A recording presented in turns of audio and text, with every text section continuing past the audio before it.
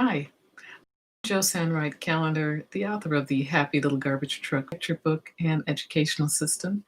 And also, I'm a consultant to parents and teachers in helping them understand better ways of allowing their children to access the curriculum. And one of these ways is through building a better structure of the child's day, which includes helping them develop their sensory senses.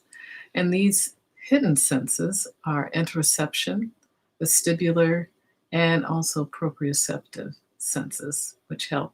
The vestibular and the proprioceptive senses allow the child to understand how to deal with and relate to the external activities and environments. But the interoceptive has everything to do with how a child senses how they're feeling and what's happening within their bodies. So we talked about, excuse me, this interoceptive sense is making sense of how we feel inside. So one part that makes interoception so important is that it has a lot to do with self-regulation. And one article that I was reading said that it has a lot to do with allostasis, which is how we manage and feel about our environment that makes us feel safe. And we said that really our brain is its basic job is to make us feel safe, make our bodies feel safe. So allostasis is a huge part of interoception. When a child's interoceptive awareness is off balance, they may experience too little input from what's going on inside of them or too much input. So we have to become the detectives to determine how to best help our children by building activities to help them monitor and moderate their interoceptive senses.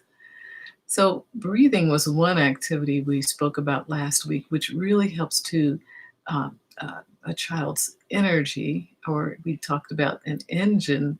In one of our classes, our OTs, we were saying there's an engine inside of us. That's how they explained it to the children, that sometimes runs too fast and we need to calm it down. So, breathing is one activity that helps calm a child. And this can also be something that you do with that activity of blowing out the candle, smell the flower. Blow out the candle, smell the flower. So even if a child doesn't have a concept of how to breathe, those kinds of props really do help. Fake flower, artificial flower, and a birthday candle could be the things that you build into your activity levels, moving from the actual to just the finger to represent both the flower and the candle, which, believe me, helped a lot when we were on field trips because you have to travel light. So today I said that we were going to talk about body awareness, and this is really another activity that allows a child to make a connection with how their bodies are. And so there are two reasons for that. One is a lot of children do not have a good body concept. And I've drawn some illustrations of what I've seen when we asked a child in the classroom to draw themselves. One is what I call the potato person. And if you just ask your child without any prompting to draw themselves, and if they draw a person like this shows very poor body concept. It's not just, not great artistic skill, but they basically see themselves as their head. And, because that's where all of the action takes place. And they may have appendages drawn from the head. And I had children who were in second grade drawing pictures like this. Now, the next level is the stick person, which at least shows the child knows they have a torso and arms and legs. So this is a good step towards body awareness, but we want to have the child get to the point of drawing a fully formed body.